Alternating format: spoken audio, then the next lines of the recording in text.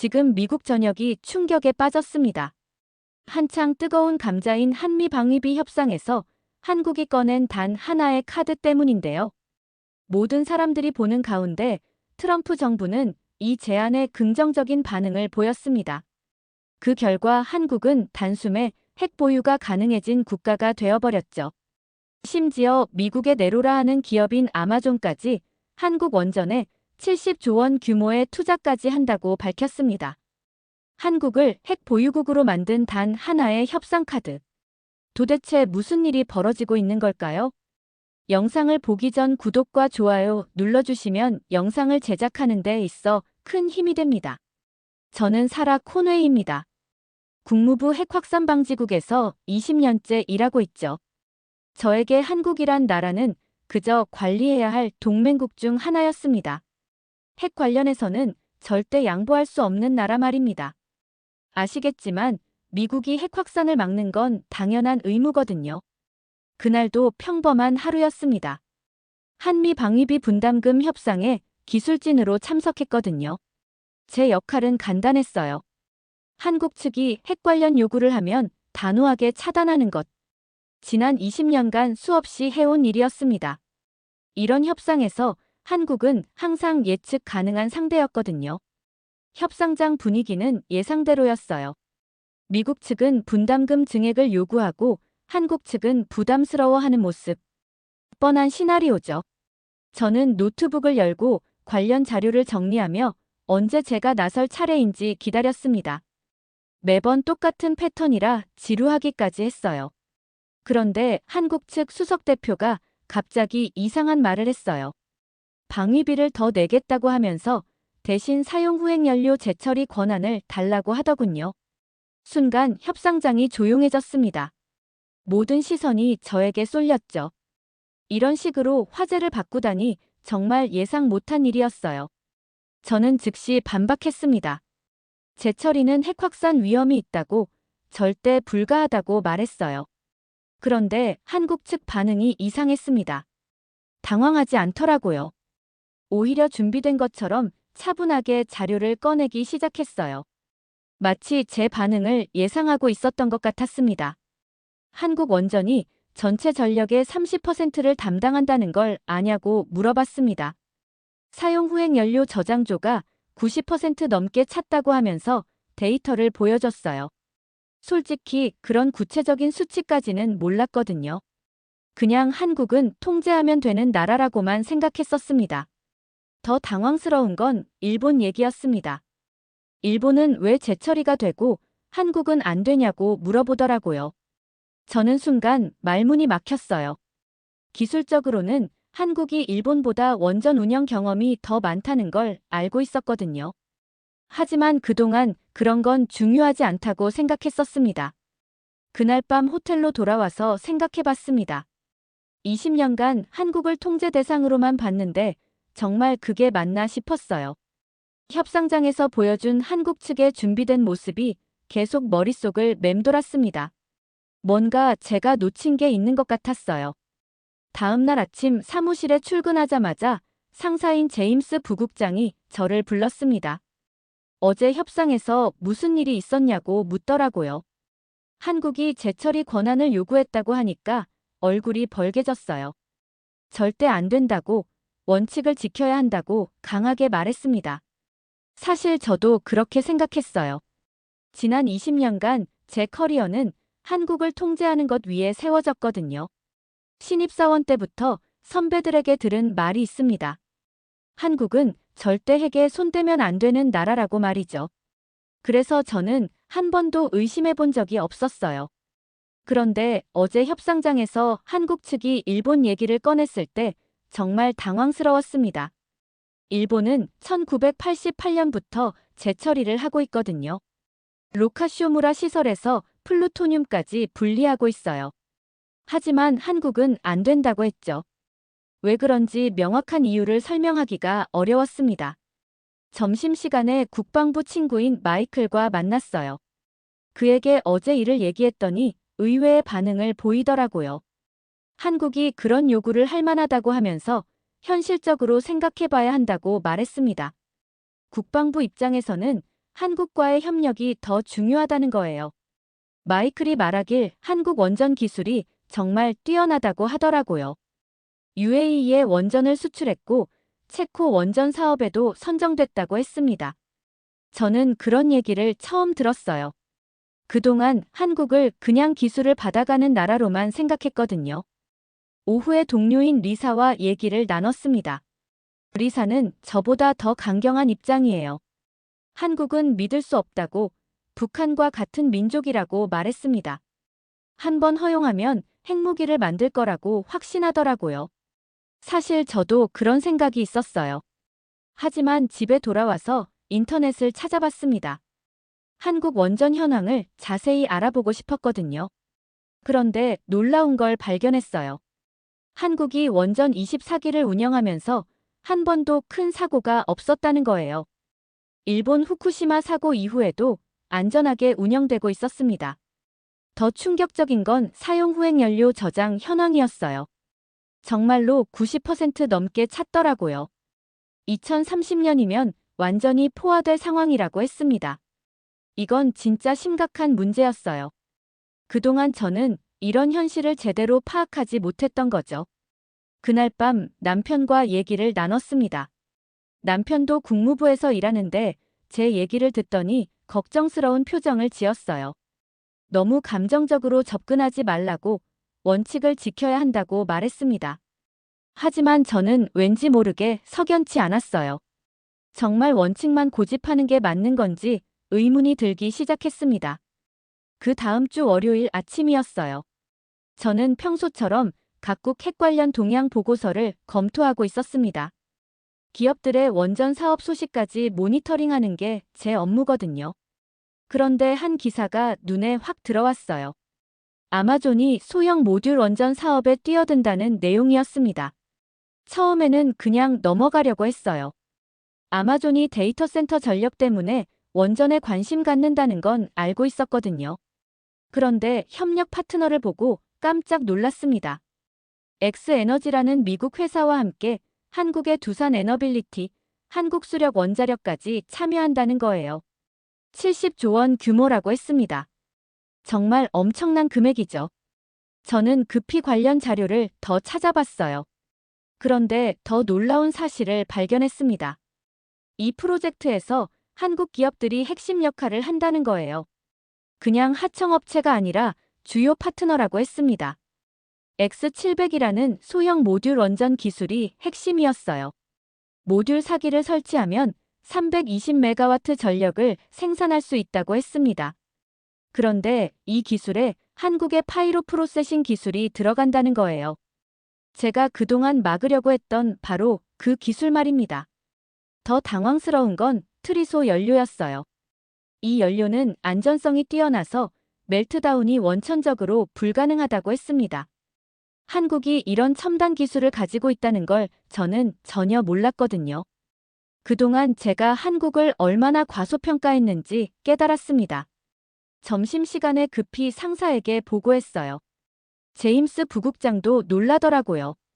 아마존이 이런 결정을 내렸다는 건 시장에서 이미 한국 기술을 인정했다는 뜻이라고 했습니다. 우리가 정책으로 막는 동안 민간 기업들은 앞서 나가고 있었던 거죠. 오후에 백악관에서 연락이 왔습니다.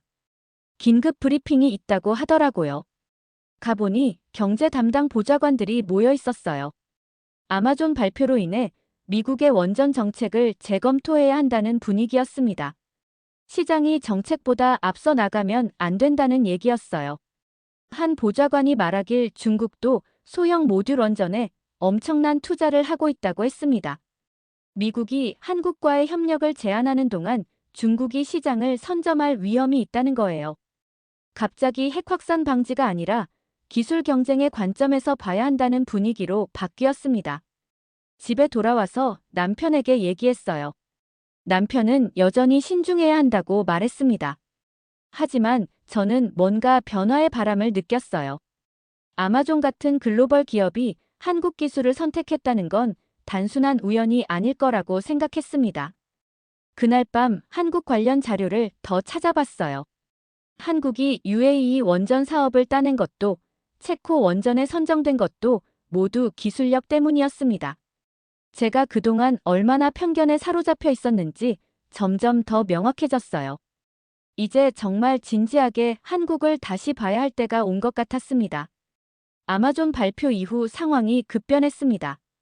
백악관에서 한국 원전 현황을 직접 조사하라는 지시가 내려왔어요. 저는 일주일 후 서울로 출장을 가게 됐습니다. 솔직히 처음엔 형식적인 조사라고 생각했어요. 그냥 현황 파악하고 돌아와서 기존 정책을 유지하자고 보고하면 될 거라고 봤거든요. 인천공항에 도착해서 서울로 향하는 길에 놀랐습니다. 도시가 정말 깨끗하고 현대적이더라고요. 제가 상상했던 한국과는 완전히 달랐어요. 고속도로도 잘 되어 있고 건물들도 세련됐습니다. 첫인상부터 제 편견이 흔들리기 시작했어요. 다음 날 한국수력원자력 본사를 방문했습니다. 담당자가 브리핑을 해주는데 정말 체계적이더라고요.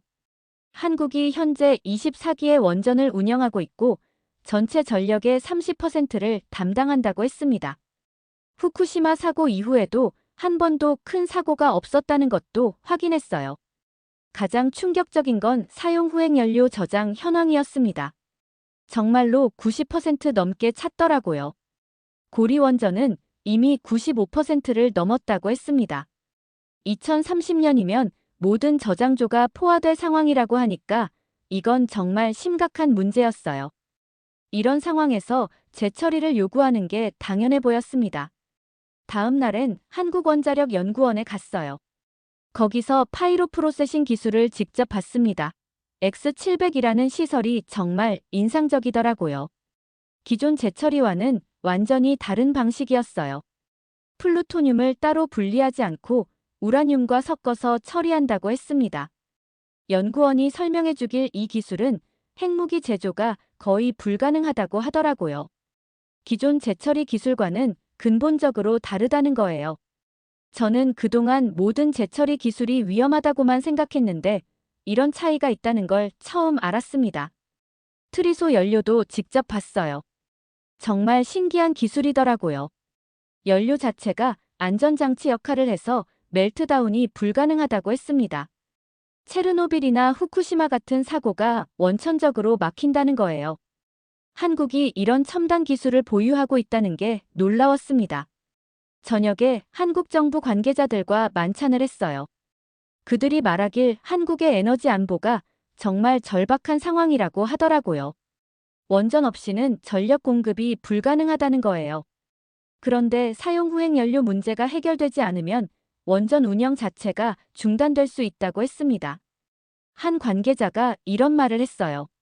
한국은 핵무기를 만들 생각이 전혀 없다고, 다만 에너지 안보만 확보하고 싶다고 말이죠. 정말 간절한 표정으로 말하더라고요. 그 순간 저는 이게 핵무장 문제가 아니라 국가 생존 문제라는 걸 깨달았습니다. 호텔로 돌아와서 그날 본 것들을 정리했어요. 한국의 원전 기술 수준, 안전관리 체계, 그리고 에너지 안보 상황까지 모든 것이 제가 예상했던 것과 달랐습니다. 이제 정말 진지하게 정책 변화를 고려해야 할 때가 온 것 같았어요. 20년간 가져왔던 제 생각이 틀렸을 수도 있다는 가능성을 처음으로 받아들이게 됐습니다. 서울에서의 마지막 날, 국방부에서 특별 브리핑을 해준다고 했습니다. 처음엔 왜 국방부까지 가야 하나 싶었어요. 하지만 가보니 정말 놀라운 얘기를 들을 수 있었습니다. 한국이 개발한 무기 체계들이 상상 이상이더라고요. 담당자가 현무 5 미사일 얘기를 꺼냈어요. 8톤짜리 벙커버스터 탄두를 장착할 수 있다고 하더라고요. 북한의 지하시설을 완전히 파괴할 수 있는 위력이라고 했습니다. 그런데 이게 전부 재래식 무기라는 거예요. 핵탄두가 아니라는 뜻이죠. 더 놀라운 건 잠수함 발사 탄도 미사일 개발 성공 소식이었어요. 한국이 정말로 SLBM을 만들어냈다는 거예요. 이건 2차 보복 능력을 의미합니다. 적이 먼저 공격해도 바다에서 반격할 수 있다는 뜻이거든요. 세계에서 몇 개 나라만 보유한 기술이에요. 담당자가 웃으면서 말하더라고요. 한국은 핵무기 없이도 핵보유국 수준의 억제력을 확보했다고 말이죠. NPT도 위반하지 않으면서 실질적인 효과는 똑같다는 거예요. 정말 영리한 전략이라는 생각이 들었습니다. 그 얘기를 듣고 나니까 한국의 재처리 요구가 완전히 다르게 보였어요. 핵무기를 만들려는 게 아니라 에너지 안보를 확보하려는 거였습니다. 이미 억제력은 재래식 무기로 충분히 확보했으니까 굳이 핵무기가 필요 없는 상황이었던 거죠.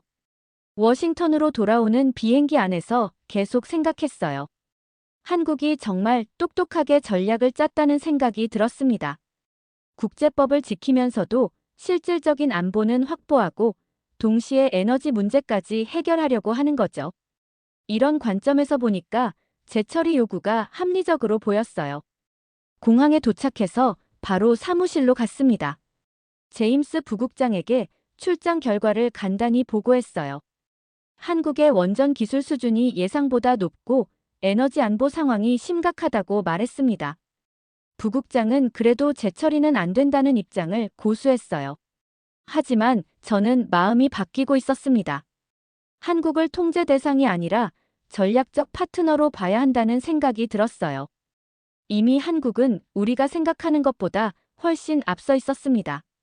아마존도 그래서 한국을 선택한 거겠죠. 그날 밤 남편과 얘기를 나눴어요.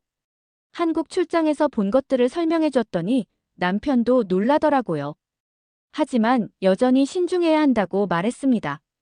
조직에서 너무 튀면 안 된다고 걱정하더라고요. 저도 그런 걱정이 있었지만 이제 확신이 서기 시작했어요. 출장에서 돌아온 다음 주부터 분위기가 이상해졌습니다. 동료들이 제게 한국 편향적이라는 시선을 보내기 시작했어요. 리사는 대놓고 말하더라고요. 한국에 다녀온 후로 너무 변했다고, 객관성을 잃었다고 했습니다. 정말 기분이 나빴어요. 더 힘든 건 가족 문제였습니다. 남편과 정책 논쟁이 계속됐어요. 남편은 제가 감정적으로 판단한다고 말했습니다. 20년 커리어를 위험에 빠뜨리지 말라고 걱정하더라고요. 집에서도 업무 얘기가 나오니까 스트레스가 이만저만이 아니었어요. 그런데 흥미로운 변화가 일어나고 있었습니다. 미국 내 여론이 바뀌고 있었거든요. 특히 젊은 세대들이 한국을 지지하는 목소리를 내기 시작했어요.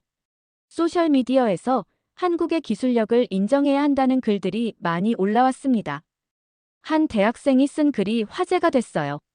미국이 한국을 여전히 1960년대 시각으로 본다는 내용이었습니다. 한국은 이미 선진국인데 왜 아직도 통제하려고 하냐는 거죠.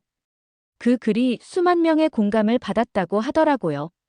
국방부 친구 마이크를 다시 만났어요. 그가 말하길 펜타곤 내부에서도 분위기가 바뀌고 있다고 했습니다. 한국과의 군사 협력을 더 강화해야 한다는 목소리가 커지고 있다는 거예요. 중국 견제를 위해서라도 한국이 중요하다고 했습니다.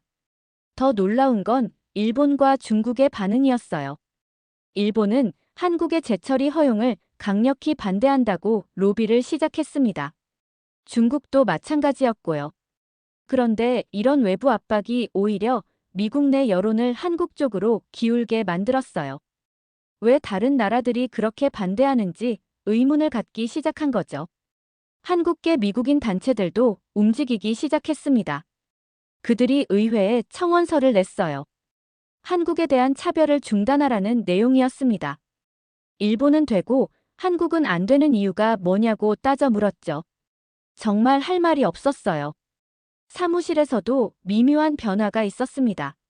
젊은 직원들은 한국 편에 서는 분위기였어요. 기존 정책이 시대에 뒤떨어진다고 생각하는 것 같았습니다. 반면 고참들은 여전히 강경한 입장을 고수했고요. 세대 갈등까지 생기는 상황이었어요. 그 와중에 OECD 핵에너지 기구 회의 소식이 들려왔습니다. 한국이 회의 공동 주최국으로 선정됐다고 하더라고요. 게다가 기조연설까지 맡는다고 했습니다. 이제 한국이 국제 무대에서 의제를 주도하는 위치에 올라선 거예요. 정말 놀라운 변화였습니다. OECD 회의가 파리에서 열렸습니다. 저도 미국 대표단으로 참석하게 됐어요. 한국이 어떤 발표를 할지 정말 궁금했습니다. 회의장에 도착해보니 분위기가 심상치 않더라고요. 한국이 정말 큰 변화를 예고하고 있다는 느낌이었어요. 한국 대표의 기조연설이 시작됐습니다. 소형 모듈 원전의 미래와 안전한 재처리 기술에 대한 내용이었어요. 파이로 프로세싱과 트리소 연료 기술을 국제 표준으로 만들자는 제안을 했습니다. 정말 당당하고 설득력 있는 발표였어요. 더 놀라운 건 일본의 반응이었습니다. 일본 대표가 급히 반박 발언을 요청했어요. 로카쇼무라 재처리 시설의 우수성을 강조하면서 한국 기술을 깎아내리려고 했습니다. 하지만 오히려 역효과가 났어요. 로카쇼무라는 30년째 가동도 못하고 있거든요. 한국 대표가 차분하게 대응했습니다. 로카쇼무라의 문제점들을 조목조목 지적하면서 한국 기술의 차별성을 설명했어요. 파이로 프로세싱은 플루토늄을 따로 분리하지 않아서 훨씬 안전하다고 강조했습니다. 회의장 분위기가 완전히 한국 쪽으로 기울었어요. 유럽 국가들도 한국 제안에 관심을 보였습니다. 프랑스 대표는 한국과의 기술 협력을 검토하겠다고 했고, 영국도 긍정적인 반응을 보였어요. 한국이 국제 원전 시장에서 새로운 표준을 만들어가고 있다는 걸 실감했습니다. 회의가 끝나고 워싱턴으로 돌아왔어요. 이제 정말 중요한 결정을 해야 할 때가 왔습니다. 상부에 제출할 최종 평가 보고서를 작성해야 했거든요. 이 보고서가 미국의 대한국 정책을 결정하게 될 거예요. 정말 무거운 책임감이 느껴졌습니다. 며칠 밤을 세워가며 보고서를 작성했어요. 한국의 원전 기술 수준, 에너지 안보 상황, 그리고 국제적 위상 변화까지 모든 걸 종합적으로 분석했습니다. 결론은 명확했어요. 한국의 재처리를 제한적으로 허용해야 한다는 것이었습니다. 보고서를 제출하기 전날 밤 정말 고민이 많았어요. 이 보고서로 인해 제 20년 커리어가 위험해질 수도 있었거든요. 남편도 마지막까지 만류했습니다. 하지만 전문가로서의 양심을 저버릴 수는 없었어요. 옳다고 생각하는 걸 써야 했습니다. 다음 날 아침 보고서를 제출했습니다. 제임스 부국장이 보고서를 읽더니 얼굴이 굳어지더라고요.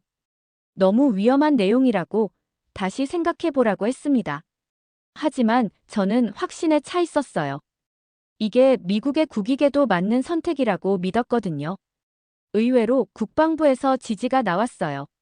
마이클이 연락해서 펜타곤에서도 비슷한 결론을 내렸다고 했습니다. 한국과의 협력 강화가 필요하다는 보고서를 올렸다고 하더라고요. 적어도 혼자가 아니라는 걸 알고 안심이 됐습니다. 보고서 제출 후 2주 동안 정말 긴장됐습니다. 백악관에서 어떤 결정을 내릴지 알 수 없었거든요. 그 사이 언론에서도 한국 재처리 문제가 큰 이슈가 됐어요. 찬반 논쟁이 치열하게 벌어졌습니다. 저는 그저 조용히 결과를 기다릴 수밖에 없었어요. 드디어 그날이 왔습니다. 백악관에서 대한국 정책 관련 긴급회의가 소집됐어요. 국무부, 국방부, 에너지부 고위 관계자들이 모두 참석했습니다. 대통령 보좌관이 회의를 주재했는데 분위기가 사뭇 진지했어요. 보좌관이 말하길 아마존 SMR 프로젝트의 성공을 위해서라도 한국과의 협력이 필요하다고 했습니다. 중국과의 기술 경쟁에서 뒤처질 수 없다는 거였어요. 경제적 논리가 정치적 논리를 압도하는 순간이었습니다. 시장의 힘이 정말 강하다는 걸 실감했어요. 국방부에서도 적극 지지했습니다. 한국의 군사기술 발전이 중국 견제에 도움이 된다고 주장했어요. 특히 SLBM과 현무미사일 같은 첨단 무기 체계를 보유한 한국이 더 강력한 동맹국이 될 수 있다고 했습니다. 정말 설득력 있는 논리였어요. 결국 결정이 내려졌습니다. 한국의 사용후행 연료 재처리를 제한적으로 허용한다는 것이었어요.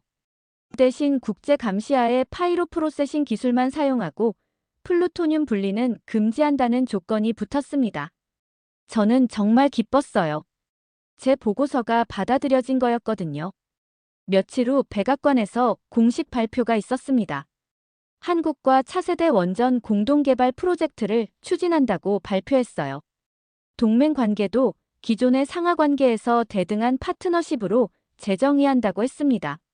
정말 역사적인 순간이었어요. 더 놀라운 소식도 들려왔습니다. 제가 한미 차세대 원전 공동개발 프로젝트 총괄을 맡게 됐다는 거예요. 20년 커리어를 걸고 한 선택이 오히려 승진으로 이어진 거였습니다. 정말 예상 못한 결과였어요.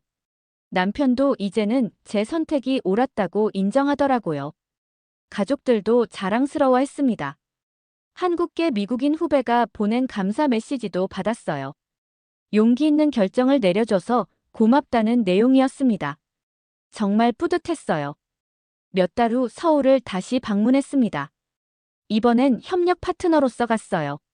한국 관계자들이 정말 환영해줬습니다.